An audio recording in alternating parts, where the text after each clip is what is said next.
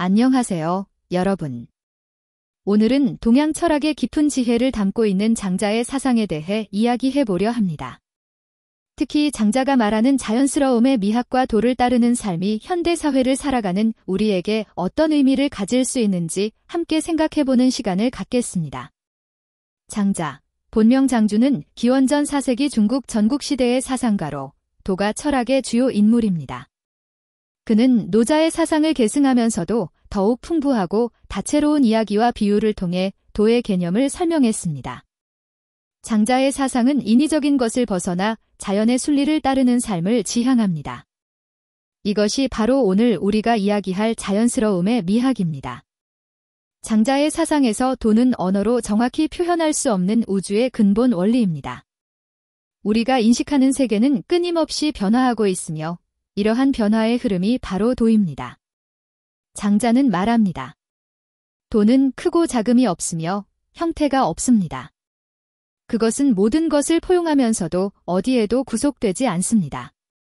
장자의 철학에서 가장 핵심적인 개념 중 하나는 무의자연입니다. 무의는 인위적인 행동을 하지 않는다는 의미이며 자연은 스스로 그러한 상태를 의미합니다. 즉, 인간이 자신의 욕망이나 이기심으로 세상에 개입하지 않고 자연의 흐름을 따르는 것이 무의자연입니다. 이는 게으름이나 무관심을 의미하는 것이 아니라 오히려 자연의 흐름에 깊이 귀 기울이고 그에 조화롭게 행동하는 적극적인 상태를 말합니다. 장자는 나비의 꿈 이야기를 통해 이러한 철학을 아름답게 표현합니다. 장자가 꿈에서 자신이 나비가 되어 날아다니는 것을 경험했고 깨어난 후에는 자신이 장자인지 아니면 나비가 꿈에서 자신이 장자라고 생각하는 것인지 구분할 수 없었다는 이야기입니다. 이 이야기는 우리의 인식과 현실 사이의 경계가 얼마나 모호한지를 보여줍니다. 또한 우리가 고정된 자아에 집착하는 것이 얼마나 무의미한지를 깨닫게 해줍니다. 장자는 또한 재물론을 통해 모든 사물이 본질적으로 동등하다는 생각을 제시합니다. 인간의 관점에서 어떤 것은 크고 어떤 것은 작게 보이지만 우주의 관점에서는 모든 것이 동등한 존재입니다.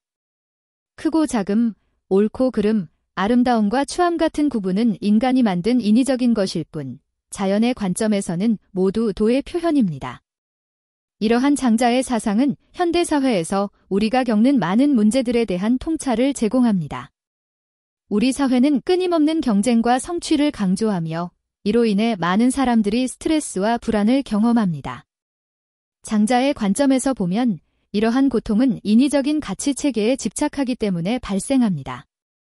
사회적 지위, 물질적 풍요, 외모와 같은 것들에 집착하면서 우리는 자연스러운 삶의 흐름에서 벗어나게 됩니다. 장자는 좌망과 심재를 통해 이러한 집착에서 벗어나는 방법을 제시합니다. 좌망은 앉아서 있는다는 의미로 인위적인 구분과 고정관념을 모두 잊고 자연의 흐름에 자신을 맡기는 상태를 말합니다. 심재는 마음을 집중하고 고요히 하여 도의 흐름을 느끼는 것입니다. 이 두 가지 수행을 통해 우리는 자연스러움을 회복하고 진정한 자유를 경험할 수 있습니다. 장자는 참된 자유란 무엇인지에 대해 깊이 고민했습니다. 그에게 자유란 외부적 제약이 없는 상태가 아니라 내면의 집착과 편견에서 벗어난 상태입니다. 진정한 자유인은 세상의 변화에 흔들리지 않고 삶과 죽음조차도 자연의 흐름으로 받아들일 수 있는 사람입니다.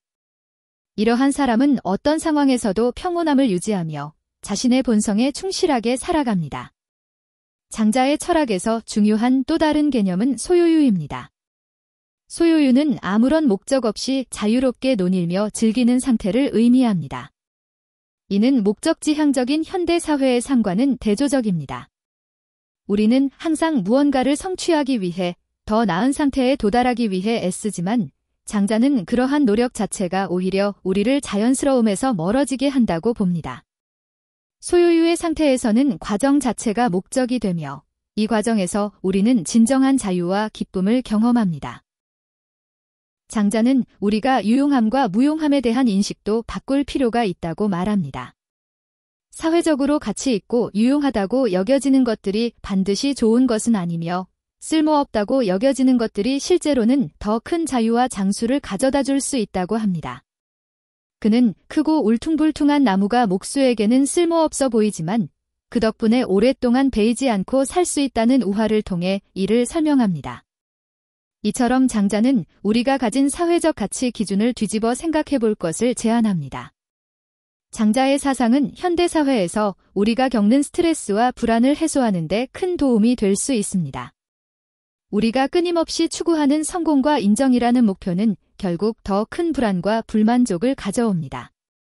장자는 이러한 인위적인 목표에서 벗어나 자연의 흐름에 따라 살아갈 때 우리는 진정한 평화와 만족을 찾을 수 있다고 말합니다.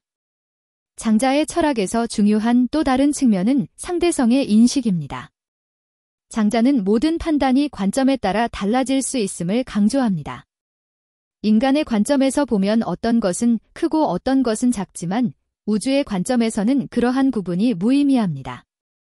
이러한 상대성의 인식은 우리가 자신의 관점만을 절대시하는 오류에서 벗어나게 해줍니다.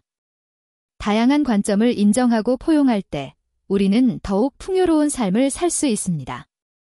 장자의 철학은 또한 언어의 한계에 대한 인식을 포함합니다. 그는 돈은 언어로 완전히 표현할 수 없다고 봅니다. 언어는 우리가 세계를 이해하고 소통하는 데 필요한 도구이지만 동시에 우리의 인식을 제한하는 틀이 되기도 합니다. 따라서 장자는 언어를 넘어선 직관적 이해의 중요성을 강조합니다. 이러한 관점은 현대 사회에서 지나치게 논리와 분석에 의존하는 경향에 대한 반성을 제공합니다. 장자의 철학에서 삶과 죽음은 자연의 변화 과정의 일부로 여겨집니다. 그는 죽음을 두려워하거나 회피할 필요가 없다고 봅니다. 모든 것은 끊임없이 변화하며 삶과 죽음도 이러한 변화의 일부일 뿐입니다. 이러한 관점은 우리가 죽음에 대한 불안을 극복하고 현재의 삶을 더욱 충실하게 살아갈 수 있도록 도와줍니다. 장자의 사상은 또한 생태학적 관점에서도 중요한 의미를 가집니다. 그의 철학은 인간과 자연의 조화로운 관계를 강조합니다. 인간이 자연을 지배하거나 통제하려는 욕구에서 벗어나 자연의 일부로서 함께 존재할 때 우리는 진정한 조화를 이룰 수 있습니다. 이러한 생태학적 지혜는 환경위기에 직면한 현대사회에 중요한 통찰을 제공합니다. 장자의 철학을 실천하는 것은 단순히 이론적 이해를 넘어 일상적 삶의 변화를 요구합니다. 그것은 매 순간 자신의 생각과 행동을 관찰하고 인위적인 욕망과 집착에서 벗어나려는 노력을 의미합니다. 이는 쉬운 일이 아니지만 그 과정에서 우리는 점차 자연스러움을 회복하고 진정한 자유를 경험할 수 있습니다. 장자의 사상을 현대적 맥락에서 실천하는 방법은 다양합니다. 명상과 같은 수행을 통해 마음의 고요함을 경험하고 자연 속에서 시간을 보내며 우리가 자연의 일부임을 체험할 수 있습니다. 또한 일상에서 경쟁과 성취에 대한 집착을 내려놓고 과정 자체를 즐기는 태도를 기를 수 있습니다. 이러한 작은 변화들이 모여 우리의 삶을 더욱 자연스럽고 조화롭게 만들어갑니다. 장자는 우리가 진정한 행복을 찾기 위해서는 외부적 조건보다 내면의 상태에 집중해야 한다고 말합니다. 부와 명예, 사회적 지위와 같은 외적 요소들은 일시적인 만족을 줄 수 있지만 진정한 행복은 내면의 평화와 자연과의 조화에서 온다고 봅니다. 이는 현대사회에서 물질적 성공을 추구하는 우리에게 중요한 메시지입니다. 장자의 철학은 우리가 삶의 역경과 어려움을 대하는 방식에도 영향을 미칩니다. 그는 모든 일이 상대적이며 좋고 나쁨의 구분도 인위적인 것임을 강조합니다. 따라서 우리가 불행하다고 여기는 상황도 다른 관점에서 보면 행운일 수 있습니다. 이러한 관점은 우리가 역경을 더 유연하게 받아들이고 그 속에서도 의미를 찾을 수 있게 해줍니다. 장자의 이야기 중에는 포정애우라는 유명한 우화가 있습니다. 이 이야기는 소를 해체하는 포정이라는 백정이 칼을 19년간 사용했음에도 여전히 새 칼처럼 날카롭게 유지하는 비결에 대한 것입니다. 포정은 눈으로 보는 것이 아니라 정신으로 소의 본질을 파악하고 자연의 이치에 따라 행동하기 때문에 칼이 무디어지지 않는다고 말합니다. 이 이야기는 우리가 일상에서 도를 실천하는 방법을 보여줍니다.